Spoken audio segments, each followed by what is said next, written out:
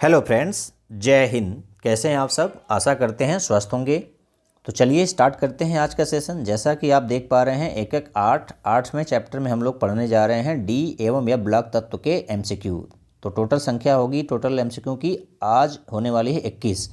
तो चलिए स्टार्ट करते हैं। पहला प्रश्न आपकी स्क्रीन पर ये रहा। एक संक्रमण तत्व एक्स, कोई तत्व है एक्स +3 ऑक्सीकरण अवस्था में इलेक्ट्रॉनिक विन्यास क्या रखता है? आर्गन 3d5 है। इसका परमाणु क्रमांक क्या है? तो कोई तत्व एक्स है, उसका +3 ऑक्सीकरण अवस्था में कितना हो गया? आर्गन और +3d5, यानी आर्गन का कितना होता है? 18। कितना होता है? 18। और उसके में 5 और जोड़ दिए, कितना हो गया? 23। और उसके बाद 3 इलेक्ट्रॉन उसमें से निकला हुआ, तो 3 इलेक्ट्रॉन वो भी जोड़ दीजिए, तो टोटल कितने हो गए? 26। 26 इलेक्ट्रॉन यानी उस तत्व में होंगे। तो उस यदि तत्व न्यूट्रल हो जाए, इलेक्ट्रॉन त्याग करने पर आयन हुआ था, अब यदि इलेक्ट्रॉन जोड़ देंगे तो न्यूट्रल हो जाएगा। तो वो कौन सा तत्व है या कुछ उसका परमाणु क्रमांक क्या है? तो इलेक्ट्रॉन क्या होता है? प्रोटॉन के बराबर होता है। अब प्रोटॉन क्या होता है? जेड, यानी परमाणु क्रमांक के बराबर होता है। तो 26 इलेक्ट्रॉन, तो प्रोटॉन कितना? 26, परमाणु क्रमांक 26, यानी कौन सा तत्व होगा? अब कमेंट करके जरूर बताइए। इस 26 परमाणु क्रमांक वाले तत्व का क्या नाम है? कमेंट करके आप जरूर बताएं। चलिए प्रश्न संख्या दूसरा। कॉपर सेकेंड का इलेक्ट्रॉनिक विन्यास 3d9 है, जबकि कॉपर फर्स्ट का 3d10 होता है। निम्नलिखित में से कि कौन सा सही है? तो ध्यान दीजिए, कॉपर का इलेक्ट्रॉनिक विन्यास क्या होता है? 3d10 4s1, और कॉपर 1+ करेंगे तो कितना हो जाएगा? इसमें से एस में से कि निकल जाएगा तो 3d10 हो जाएगा। और कॉपर 2+ करेंगे यदि, तो 2 इलेक्ट्रॉन निकलेगा। कॉपर 2+ का मतलब 3d9 हो जाएगा। तो जीरो, कॉपर 0 में कितना है? 4s1, 1+ में कितना है? 3d10, और कॉपर 2+ में 3d9। तो आप जानते हैं कि 3d ज़्यादा स्थायी होता है 3d9 की तुलना में। लेकिन यहाँ प्रश्न ही उल्टा पूछा है। प्रश्न उल्टा नहीं, क्वेश्चन सही है, लेकिन समझना आपके सीधा उल्टा हो सकता है। तो कॉपर 2+ कॉपर 1+ की तुलना में क्या होगा? अधिक स्थायी, कम स्थायी? ये ऑप्शन के अनुसार जाना है। तो कॉपर सेकेंड अधिक स्थायी है, बिल्कुल सही है। क्यों? क्योंकि प्रभावी नाभिकीय आवेश के कारण कॉपर 2+ का साइज कॉपर 1+ की तुलना में कम हो जाता है। फलस्वरूप इसका हाइड्रेशन ज़्यादा हो जाता है। हाइड्रेशन का मतलब जल योजित हो जाता है विलयन में, इसलिए अधिक स्थायी हो जाता है। ठीक है। जबकि इसका D9 कन्फिग्रेशन है, उसके बावजूद भी प्रभावी नाभिकीय आवेश का यह ज़्यादा स्थायी होता है। ठीक है। इसकी त्रिज्या कम हो जाती है, यह ज़्यादा जल योजित हो जाता है, इसलिए यह ज़्यादा स्थायी होता है। तो तीसरा, दूसरा और चौथा ऑप्शन जरूर पढ़िएगा कि कॉपर सेकेंड का कम स्थायी है, कॉपर 1+ और दोनों सेकेंड दोनों समान रूप से स्थायी है, ये दोनों नहीं होंगे। तीसरा चौथा कॉपर 1+ और कॉपर 2+ का स्थायी, तो कॉपर लवणों की प्रकृति पर निर्भर करता है, ये भी नहीं। तो कॉपर 2+ अधिक स्थायी है। मैं 2+ को रोमन में लिखेंगे तो हम ऐसे लिखेंगे, और फर्स्ट प्लस को कैसे लिखेंगे? रोमन में 1 फर्स्ट लिखेंगे। ठीक है। अगला प्रश्न। कुछ संक्रमण तत्वों की धात्विक त्रिज्याएं नीचे दी गई हैं, इनमें से किस तत्व का घनत्व सर्वाधिक होगा? तो तत्व क्या क्या दिया है? आयरन, कोबाल्ट, निकल, कॉपर, जिंक। और धात्विक त्रिज्या कितनी दी है? 126, 125, 125, 128। तो कैसे निकालेंगे घनत्व? तो ये इसमें से ऑप्शन क्या पूछा है? किसका घनत्व सबसे अधिक सर्वाधिक होगा? तो आप जानते हैं कि घनत्व बराबर क्या होता है? Mass upon volume. डेंसिटी बराबर मास अपॉन वॉल्यूम, यानी द्रव्यमान बटे आयतन। तो मान लीजिए कि द्रव्यमान की जगह पर उनके परमाणु भार रख लीजिए। तो आयरन का कितना होता है परमाणु भार? 26। कोबाल्ट का लगभग 59 समथिंग होता है, 60 मान लेते हैं।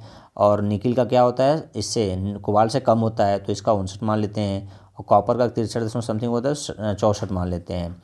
अब इसमें तो इसकी त्रिज्या, तो 125 का इस क्यूब करेंगे, 126 का क्या करिए? क्यूब, और उसको भाग करेंगे तो डेंसिटी आएगा। तो इतना करने में बड़ा समय लगेगा। तो आप एक ट्रिक, मतलब थोड़े समय के लिए आप रेडियस को वैल्यूम मानते हुए इसको डिवाइड करके जल्दी से इसको हम चेक कर लेते हैं। जिसका ज़्यादा मान आएगा डेंसिटी, उसका ज़्यादा घनत्व होगा। तो देखिए, आयरन का 56 बटे कितना है? 126, 60 बटे 125, 59 बटे 125, 64 बटे 128। तो किसका मान सबसे अधिक आया है? जो कॉपर वाले का। देखिए 0.44, 0.48, 0.77, 47 और 0.5। तो सबसे अधिक किसका आया? कॉपर का। इसलिए यहाँ पर क्या हो जाएगा? कॉपर का घनत्व क्या होगा, ज़्यादा होगा। मैं यहाँ पर वॉल्यूम न लेकर उसका रेडियस से भाग किया हूँ केवल क्लू के लिए, जबकि यहाँ पर क्या होगा, आर का क्यूब होगा, यानी 126 का क्यूब घन लेंगे तब भाग करेंगे, क्योंकि रेडियस का जब हम वॉल्यूम निकालेंगे आयतन तो क्या होता है, आर क्यूब। चलिए अगला प्रश्न है अयुगलित। अयुगलित का मतलब है अयुग्मित, अनपेयर्ड इलेक्ट्रॉन। अनपेयर्ड इलेक्ट्रॉन यानी अकेले इलेक्ट्रॉन है। जब जोड़े में होता है तो पेयर्ड होता है, अकेले में होता है तो अगुलित यहाँ बोल रहा है हिंदी में। अयुग्मित बोल सकते हैं, अनपेयर्ड इलेक्ट्रॉन बोल सकते हैं। तो चलिए अयुग्मित में पढ़ूंगा इसको। इलेक्ट्रॉनों की उपस्थिति के कारण संक्रमण तत्व सामान्यतः रंगीन लवण बनाते हैं।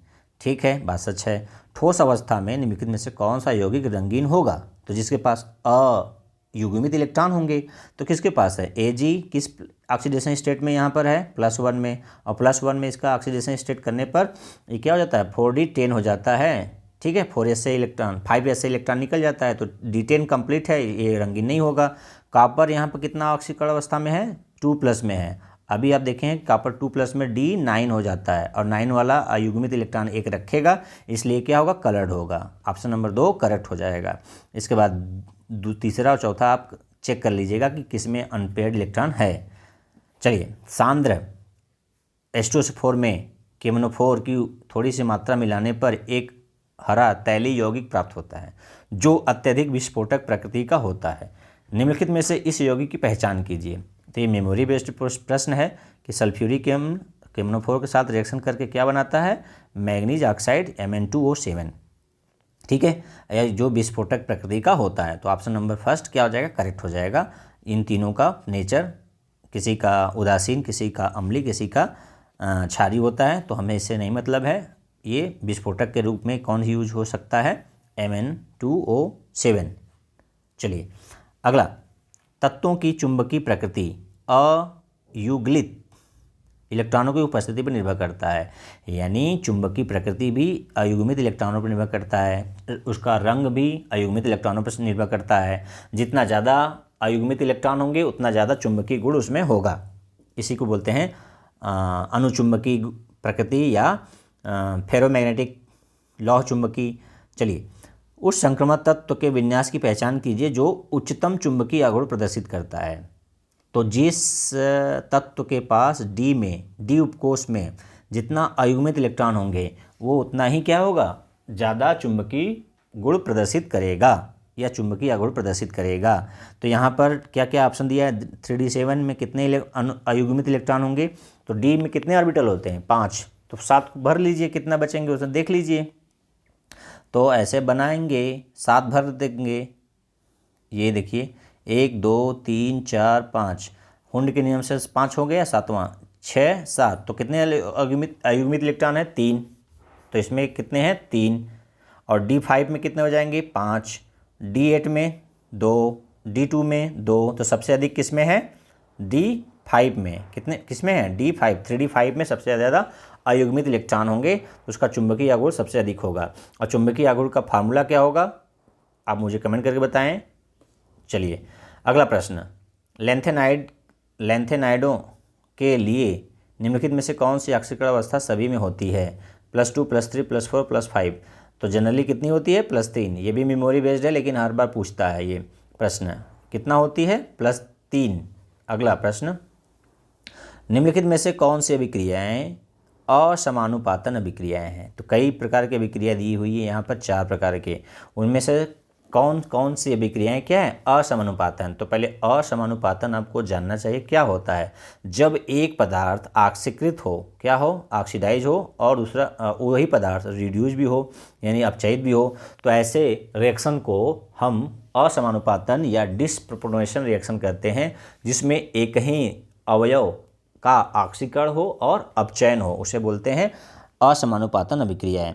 ठीक है, तो ये देखिए कॉपर यहाँ पर किस अवस्था में है, +1 में है, तो किस अवस्था में जा रहा है, +2 में जा रहा है और 0 में जा रहा है, तो ये असमानुपातन अभिक्रिया है। एक तो ये हो गई, और छाटिए, देखिए यहाँ पर दिया है MnO4 1-, तो यहाँ ध्यान रखना है किस अवस्था में है +7 में दिख रहा है इस दिए गए स्पीसीज़ के अनुसार, क्योंकि जो दिया रहेगा उसी के अनुसार आप कैलकुलेशन करेंगे। और यहाँ भी कितना है, +7 है, और इस MnO2 में कितना है, +4 है, निकाल कर चेक कर लीजिएगा। तो +7 से +7 में कोई चेंज हुआ नहीं, +4 में तो हुआ। यहाँ पर केवल अपचयन दिख रहा है, यहाँ पर कुछ होना चाहिए, ऑक्सीकरण होना चाहिए, लेकिन यहाँ पर स्पीसीज जो दिया है, देखिए यहाँ पर -1 दिया है, यहाँ पर -1 दिया है। यदि यहाँ -2 दिया होता तब ये क्या होता, +6 में आ जाता। तो +6 में आ जाता, +6 में आ जाता, सॉरी +6 से यहाँ पर +7 में आ जाता। फिर से सुन लीजिए, यदि इस अभिक्रिया में ये क्या होता, 2 माइनस होता तो यहाँ पर क्या होता, +6 होता, और यहाँ पर क्या हो जाता, +7, और यहाँ पर क्या, +4। तो ये ऑक्सीकृत होता 7 में और अपचयित होता +4 में। तो ये दोनों अभिक्रियाएँ A और B असमानुपातन का उदाहरण हो जाता, लेकिन जो दिया है उसके अनुसार केवल A वाला हो रहा है। चलिए दूसरा देखिए, तीसरा C वाला, KMnO4 और यहाँ K2MnO4, पोटेशियम पर मैग्नेट से पोटेशियम मैग्नेट बन रहा है। तो यहाँ पर कितना है, +7 है, यहाँ पर कितना है, +6 है, यहाँ पर +4 है, और यहाँ पर O2। तो यहाँ पर देखिए 7 से 6 और 4 में जा रहा है, तो यहाँ केवल अपचयित हो रहा है, ऑक्सीकृत नहीं हो रहा है, तो ये भी नहीं होगा, C नहीं होगा। इसमें देखिए मैग्नेट आयन, मैग्नीज आयन और MnO2, तो यहाँ +7 से किस में जा रहा है, केवल 4 में जा रहा है, अपचयित हो रहा है, ऑक्सीकृत नहीं हो रहा है। तो ऑप्शन देखिए कम्बिनेशन क्या है, ए केवल दिया है, ए किसी में नहीं दिया, ए तो दिया लेकिन बी भी दे दिया, ए दिया है, बी सी दे दिया है, B D B C D. तो ऑप्शन नंबर ये नहीं होंगे, केवल ए होगा पहला।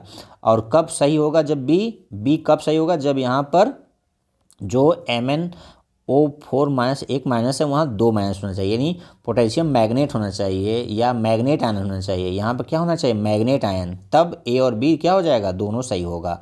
अन्यथा केवल इस सिचुएशन में केवल ए होगा, क्योंकि कॉपर आयन का ऑक्सीकरण हो रहा है, अपचयन हो रहा है। और जब ये 2 माइनस होता तो मैग्नेट से पर मैग्नेट में बदल रहा है, तो +7 में जा रहा है, और मैग्नीज ऑक्साइड में बदल रहा है +4 में, तो ऑक्सीकृत तो अपचयित दोनों हो रहा है। तो यहाँ पर मिस्टेक है, चाहे टाइपिंग में एरर है, उसको आप ध्यान देख लीजिएगा। चलिए इसके हिसाब से +1 होगा केवल ए के हिसाब से, और यदि ये 2 माइनस होता तो बी भी सही हो जाएगा। चलिए अगला प्रश्न 9वां, जब KMnO4 विलयन को ऑक्जेलिक अम्ल विलयन में मिलाया जाता है तो प्रारंभ में इसका विरंजीकरण धीमा होता है। विरंजीकरण का मतलब रंग का उड़ना, परंतु कुछ समय बाद यह ताक्षणिक हो जाता है, क्योंकि ऑप्शन के अनुसार जाइए, उत्पाद के रूप में CO2 बनती है, सही है, लेकिन उसका कारण वो तो नहीं है। ऊष्माक्षेपी अभिक्रिया है, मतलब उसका कारण ये नहीं है, CO2 बनती है, लेकिन इसका कारण नहीं है कि वो बहुत तेज़ी से अभिक्रिया होने लगे। और मैग्नेट आयन अभिक्रिया को उत्प्रेरित करते हैं, नहीं। Mn2+ स्व उत्प्रेरक के रूप में काम करता है। तो आपको याद होगा जब आप टाइट्रेशन किए होंगे लैब में, अनुमापन किसके साथ, KMnO4 वर्सेस ऑक्जेलिक एसिड, तो उसमें आयनिक इक्वेशन लिखे होंगे। तो मैग्नीज 7 से किस में बन रहा है, +2 में जाता है, तो मैग्नीज 2+ में आता है, और मैग्नीज 2+ एक स्व उत्प्रेरक के रूप में काम करता है, जिसे ऑटो कैटलिस्ट भी कहते हैं। तो ये ऑप्शन क्या हो जाएगा, सही हो जाएगा। पोटेशियम परमैंगनेट सेल्फ इंडिकेटर है, ठीक है, और मैग्नीज 2+ क्या है, स्व उत्प्रेरक है, क्योंकि जिस स्पीसीज से वो बना है वही स्पीसीज ही उत्प्रेरक का काम कर रहा है। मतलब अभिकारक और उत्प्रेरक दोनों एक ही स्पीसीज हो जाएंगे, तो उसको बोलते हैं स्व उत्प्रेरक, ठीक है। फिर से सुन लीजिए, वह उत्प्रेरक जो अभिकारक के रूप में या उत्पाद के रूप में भी सम्मिलित होता है और उत्प्रेरक के भी काम की भी तरह कार्य करता है, उसे बोलते हैं स्व उत्प्रेरक। तो यहाँ Mn2+ क्या है, स्व उत्प्रेरक के रूप में काम कर रहा है। चलिए अगला प्रश्न, एक्टिनाइड श्रेणी में 14 तत्व हैं, सही है। निम्नलिखित में से कौन सा तत्व श्रेणी का सदस्य नहीं है। तो आपको पता होगा कि एक्टिनाइड कहाँ से स्टार्ट होता है, 90 से 103, थोरियम से लेकर लॉरेंशियम तक, ठीक है। तो उसका परमाणु क्रमांक और उसके तत्व का नाम आपको याद होगा तो आप पहचान कर लेंगे। तो यूरेनियम क्या है, 92 वाला तत्व है, और नेपच्यूनियम 93 वाला तत्व है, 90 से 93 103 में आ जाएगा। थ्यूलियम ये क्या है, 79 वाला, तो ये क्या है, लेंथेनाइड का है, न कि एक्टिनाइड। जबकि फर्मियम क्या है, 100 वाला है, तो ये एक्टिनाइड वाला में आ जाएगा। तो ये परमाणु क्रमांक से संबंधित प्रश्न पूछ लिया है। तो थ्यूलियम क्या है, एक्टिनाइड श्रेणी का तत्व नहीं है। ठीक है, नहीं पूछा है तो नहीं है, और सभी तीनों क्या हैं, एक्टिनाइड तत्व हैं। अगला, अम्लीय माध्यम में केम्नोफोर ऑक्सीकरण कर्मक के रूप में कार्य करता है। सही बात है। अम्लीय माध्यम में 1 मोल सल्फाइड आयनों के साथ अभिक्रिया कराने पर हेतु आवश्यक केम्नोफोर के मोलों की संख्या ज्ञात कीजिए। तो ये मेमोरी बेस्ड है, रिएक्शन याद होगा तो आपको पता हो गया, तो ये पहला ऑप्शन इसका क्या हो जाएगा, करेक्ट हो जाएगा। अगला प्रश्न देखते हैं, निम्नलिखित में से कौन से उभयधर्मी ऑक्साइड हैं। उभयधर्मी ऑक्साइड वो होते हैं जो अम्ल और क्षार दोनों की भांति काम करते हैं। तो आपको याद होगा कि जो 3D सीरीज के तत्व हैं स्कैंडियम से लेकर जिंक तक, ये हायर ऑक्सीडेशन स्टेट में होंगे तो कैसा आप व्यवहार करेंगे, अम्लीय। जब हाई ऑक्सीडेशन स्टेट में होंगे, जब ज़्यादा प्लस रखेंगे तो एसिड होंगे, और कम प्लस रखेंगे तो बेस होंगे, और दोनों के बीच का रखेंगे, औसत रखेंगे तो उभयधर्मी होंगे। तो यहाँ देखिए, वेनेडियम पेंटाऑक्साइड और क्रोमियम ऑक्साइड ये उभयधर्मी ऑक्साइड होते हैं। ठीक है, और यदि ये कम ऑक्सीडेशन स्टेट वाले में होंगे तो क्षारीय, और ज़्यादा ऑक्सीडेशन स्टेट वाले में होंगे तो अम्लीय की तरह भांति काम करेंगे, इसलिए ये उभयधर्मी हैं। अगला प्रश्न 13वां, गैडोलिनियम 4F श्रेणी का तत्व है। गुड, अच्छी बात है, आपको बता भी रहा है। इसका परमाणु क्रमांक कितना होता है, 64 होता है गैडोलिनियम, इसका परमाणु क्रमांक 64 है। निम्नलिखित में से कौन सा गैडोलिनियम का सही इलेक्ट्रॉनिक विन्यास है। तो ये बहुत बार प्रश्न पूछा गया है क्योंकि ये अपवाद स्वरूप इलेक्ट्रॉनिक विन्यास है, तो इसका इलेक्ट्रॉनिक कन्फिग्रेशन आप अच्छे से अपवाद वाला याद रख लीजिए। तो इसका कितना होता है, जेनान 4F7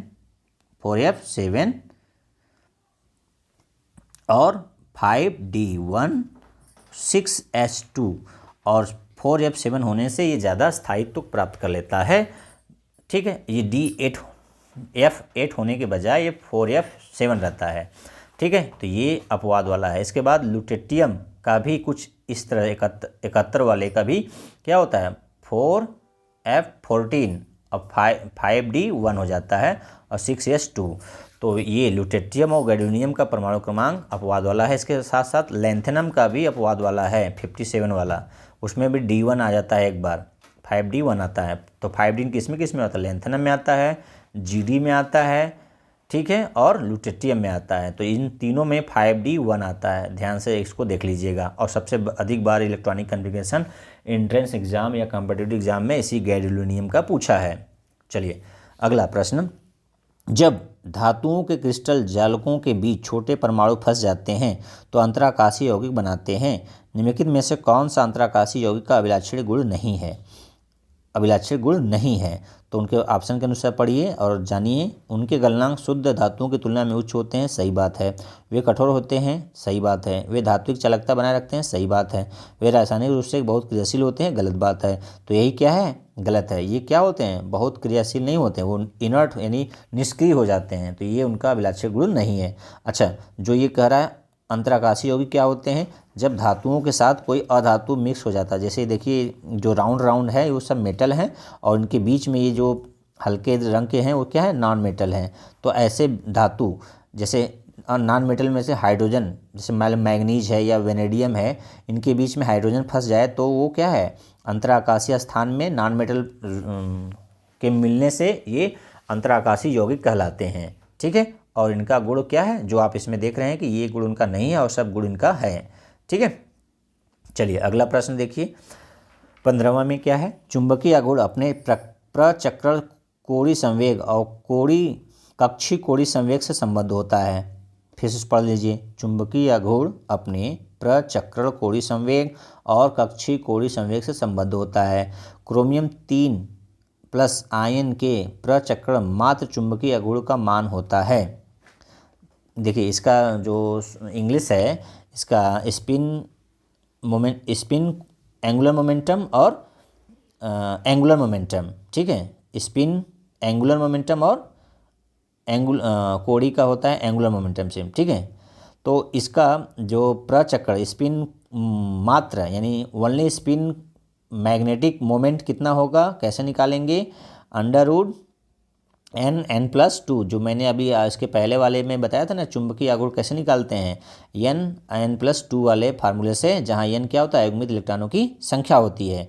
तो यहाँ पर बोला है क्रोमियम 3+ वाले का तो कितना होगा, तो +3 वाले में d इसका कितना हो जाएगा, क्रोमियम का 24 होता है, दो एक यस से निकल जाएगा, 2 डी से, तो D5 से 5 होता है, उसमें से 2 निकल जाएगा तो D3 हो जाएगा। D3 का मतलब 3 अयुग्मित इलेक्ट्रॉन। अयुग्मित इलेक्ट्रॉन कितने हो जाएंगे? 3। तो यहाँ 3 रख दीजिए, तो 3 गुणे 3 + 2 यानी 3 + 2 5, 5 × 15, तो 15 का रूट निकालेंगे तो कितना आएगा? जब 16 का रूट निकालते हैं तो 4 आता है, 15 का रूट निकालेंगे तो 4 से जो नज़दीक सबसे होगा, तो 4 से नज़दीक कौन है? 3.87 बोर मैग्नेटान। BM क्या है? बोर मैग्नेटान। ठीक है, तो ऑप्शन नंबर दूसरा क्या हो जाएगा? करेक्ट हो जाएगा। देखिए क्रोमियम का इलेक्ट्रॉनिक कन्फिग्रेशन करते हैं +3 वाले का, तो पहले क्रोमियम का क्या होता है? 3D5 होता है, 4S1 होता है। ठीक है, और जब 3 प्लस होगा तो यस से 1 निकला, और 2D से तो कितना बचेगा? 3D3। और 3D3 का मतलब 3 अनपेयर इलेक्ट्रॉन, और 3 अनपेयर इलेक्ट्रॉन है यानी अयुग्मित इलेक्ट्रॉन, तो n +2 × 2n अंडर रूट में रखेंगे तो क्या रखेंगे? n की जगह 3 रखेंगे, 3 × 2 = 5, 5 × 15, 15 का रूट करेंगे तो 3.87 के लगभग हो जाएगा, तो ये ऑप्शन नंबर दूसरा करेक्ट हो जाएगा। चलिए 16वां प्रश्न है, क्षारीय माध्यम में केमनोफोर ऑक्सीकरण कर्मक के रूप में काम करता है। ये सही बात है, क्षारीय माध्यम भी ऑक्सीकरण के रूप में काम करता है, अम्लीय माध्यम भी ऑक्सीकरण के रूप में काम करता है, यानी केमनोफोर एक ऑक्सीकारक है। जब क्षारीय केमनोफोर की अभिक्रिया Ki से कराई जाती है तो आयोडाइड आयन किससे ऑक्सीकृत होता है? तो ये मेमोरी बेस्ड यानी रिएक्शन याद है तो ठीक है। इसके किस में ऑक्सीकृत हो जाता है? IO3- में। ठीक है, अगला प्रश्न, निम्नलिखित में से कौन सा कथन सही नहीं है? सही नहीं है तो कौन सा सही नहीं है भाई? कॉपर अम्लों से हाइड्रोजन मुक्त करता है। तो आपने पढ़ा होगा कि हाइड्रोजन के नीचे जितने भी तत्व हैं, धातु हैं, वो उनके हाइड्राइड वाले अम्ल से हाइड्रोजन को मुक्त नहीं करा सकते। तो कॉपर हाइड्रोजन के नीचे रखे गए हैं विद्युत रासायनिक श्रेणी में, इसलिए रिएक्टिविटी सीरीज में या विद्युत रासायनिक श्रेणी में दोनों ही स्थिति में क्या है? हाइड्रोजन से नीचे है, इसलिए हाइड्रोजन युक्त अम्लों से क्रिया कराकर हाइड्रोजन को निकाल या हाइड्रोजन को मुक्त नहीं कर सकते। तो ये पहला ऑप्शन क्या हो जाएगा? सही नहीं है, और सब इसको पढ़ लीजिए, सब सही है। अगला प्रश्न 18वां, SN2 लवणों में अम्लीकृत K2Cr2O7 विलयन मिलाया जाता है, तो SN2 किस में ऑक्सीकृत या किस में परिवर्तित हो जाता है? तो देखिए K2Cr2O7 क्या है? पोटेशियम डाइक्रोमेट ऑक्सीकारक है, यानी दूसरे को क्या कर देगा? ऑक्सीकरण करेगा, खुद क्या होगा? रिड्यूस होगा यानी अपचयित होगा। तो SN2 किस में ऑक्सीकृत होगा? SN4+ में ऑक्सीकृत होता है, क्योंकि 3+ में जाता नहीं है, तो ऑप्शन नंबर किस में है? SN4 तीसरे में। तीसरा क्या हो जाएगा? करेक्ट हो जाएगा। अगला 19 प्रश्न में क्या है? मैग्नीज की फ्लोराइडों में अधिकतम ऑक्सीकरण अवस्था +4 Mn4 होती है, परंतु ऑक्साइडों में अधिकतम ऑक्सीकरण संख्या +7 Mn2O7 होती है, क्योंकि अच्छा प्रश्न है। प्रश्न ये कह रहा है कि मैग्नीज जब फ्लोरीन के साथ जाता है तो अधिकतम कितना ऑक्सीकरण अवस्था संख्या, अधिकतम किस ऑक्सीकरण अवस्था वाला यौगिक बनाता है? +4 वाला। जबकि यही ऑक्सीजन के साथ जाता है, जबकि उसकी विद्युत ऋणात्मकता कम है, और वो कितना तक जा सकता है? +7 तक ऑक्सीकरण अवस्था तक जा सकता है। ऐसा क्यों? तो इसके ऑप्शन के अनुसार जाइए कौन सही है, क्योंकि फ्लोरीन ऑक्सीजन से अधिक विद्युत ऋणात्मक तत्व है, ये सही है, लेकिन इसके लिए सही नहीं है। अगला, फ्लोरीन में D कक्षक नहीं होते, ये भी सही है, लेकिन इस प्रश्न के लिए सही नहीं है। फ्लोरीन निरंतर ऑक्सीकरण अवस्था को स्थायित्व देती है, निम्नतर ऑक्सीकरण अवस्था को स्थायित्व देती है, ये सही है, लेकिन इस प्रश्न के लिए सही नहीं है। अगला है, सहसंयोजी यौगिक में फ्लोरीन केवल 1 बंध बना सकती है, जबकि ऑक्सीजन 2 बंध बना सकती है, ये इस प्रश्न के लिए सही है। जबकि ये स्टेटमेंट सही है सब, लेकिन इस प्रश्न के जो लॉजिक पूछा है कि +4 में क्यों गया और यहाँ +7 में गया, ऑक्सीजन के साथ +7 में जा रहा है और फ्लोरीन के साथ +4 में ही रह गया, ऐसा क्यों? तो इसका एग्जैक्ट रीजन क्या है? सहसंयोजी यौगिक में फ्लोरीन केवल 1 बंध बना सकती है, जबकि ऑक्सीजन 2 बंध बना सकता है, यानी पाई बंध बना सकता है, इसलिए यहाँ +7 तक जा सकता है। ठीक है, चलिए अगला प्रश्न देखिए। अगला प्रश्न 20वां में क्या है? यद्यपि जिरकोनियम 4D संक्रमण श्रेणी से तथा हाफनियम 5D संक्रमण श्रेणी से संबंध रखता है, जिरकोनियम Zr किससे रखता है संबंध? 4F से, 4D सीरीज से, 4D से, और जो हाफनियम है HF किससे रखता है? 5D से रखता है। फिर भी ये समान भौतिक और रासायनिक गुण प्रदर्शित करते हैं, क्योंकि इनके क्या समानता है, दोनों डी ब्लॉक के से संबंधित है। ये सच है कि डी ब्लॉक से, लेकिन इसके इस प्रश्न का जो रासायनिक और भौतिक गुण जो समानता है उसका ये कारण नहीं है। दोनों में इलेक्ट्रॉनों की संख्या समान है, नहीं। दोनों की परमाणु त्रिज्याएं लगभग समान हैं, क्या है, त्रिज्याएं समान है, इसलिए उनका भौतिक और रासायनिक गुण समान होता है। अच्छा, ये त्रिज्याएं इनका समान होने का कारण क्या है जिरकोनियम और हाफनियम का, तो बहुत इंटरेस्टिंग है, वो क्या है कमेंट करके जरूर बताइए कि 4D सीरीज का जिरकोनियम, 5D का हाफनियम, दोनों की भौतिक और रासायनिक गुण समान है क्योंकि उनकी त्रिज्याएं समान है। अब इनकी त्रिज्याएं क्यों समान है मैं आपसे पूछना चाह रहा हूं, आप मुझे कमेंट बॉक्स में लिखें। अगला, केमनोफोर की आक्सीकरण अवस्थाओं में, फिर से केमनोफोर की आक्सीकरण अभिक्रियाओं में माध्यम को अम्लीय बनाने के लिए HCl का प्रयोग क्यों नहीं किया जाता, प्रयोग क्यों नहीं किया जाता। बहुत इंटरेस्टिंग प्रश्न पूछा जाता है ये प्रयोग प्रैक्टिकल के बेस्ड पॉइंट ऑफ व्यू से, क्योंकि हम यहाँ यूज क्या करते हैं, अम्लीय माध्यम को बनाने के लिए हम H2SO4 का यूज करते हैं, न कि HCl का। क्यों नहीं करते हैं, तो इसका ऑप्शन जो है सही है उसको लगाइए। HCl और केमनोफोर दोनों ही ऑक्सीकरण कर्मों जैसा व्यवहार करते हैं, नहीं। केमनोफोर HCl को Cl2 में ऑक्सीकृत कर देता है जो कि एक ऑक्सीकरण कर्मक है, बिल्कुल सही है, यही है कि केमनोफोर जब HCl से रिएक्ट करता है तो क्या बनाता है, Cl2 गैस, और Cl2 क्या है, एक ऑक्सीकरण कर्मक है यानी ऑक्सीकारक है। इसलिए कि जो हम टाइट्रेशन में इसको यूज करेंगे यदि हम HCl, तो Cl2 ऑक्सीकृत किया कि केमनोफोर ऑक्सीकृत किया किसको, मोहर साल्ट को या ऑक्जेलिक एसिड को, पता नहीं चलेगा। इसलिए हम अम्लीय माध्यम बनाने के लिए HCl की जगह पर क्या यूज करते हैं, H2SO4 यूज करते हैं। तो ऑप्शन नंबर क्या हो जाएगा, सेकंड। थर्ड क्या है, केमनोफोर HCl के अपेक्षा दुर्बल ऑक्सीकारक है, नहीं। एसिड की उपस्थिति में एक अपचयन कर्मक की तरह व्यवहार करता है, ये भी नहीं। तो ऑप्शन नंबर क्या हो जाएगा, सेकंड करेक्ट हो जाएगा।